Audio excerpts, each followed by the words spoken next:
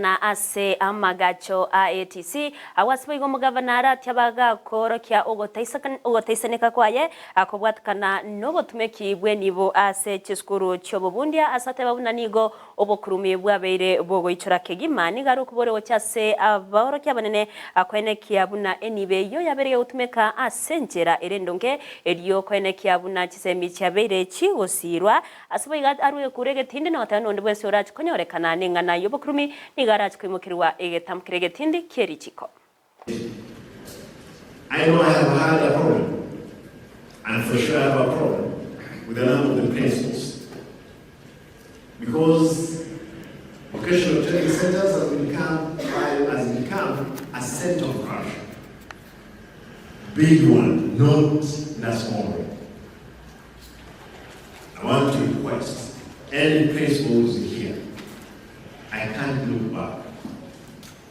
I have to deal with individuals head on, without mercy.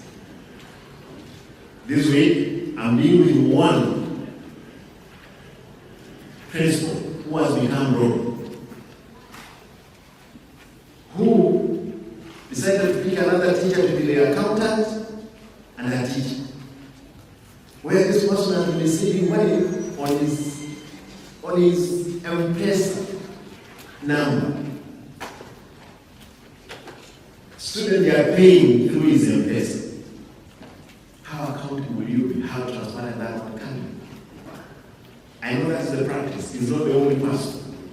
Money that you have set in that institution has been invested. I've said that principle to be given a short course and be suspended forthwith without mercy. Tafadhali, umepokea pesa, usikue na haraka kuitumia kwa sababu itaweza peleka wewe nyumbani. Make sure there is money, this money is budgeted for.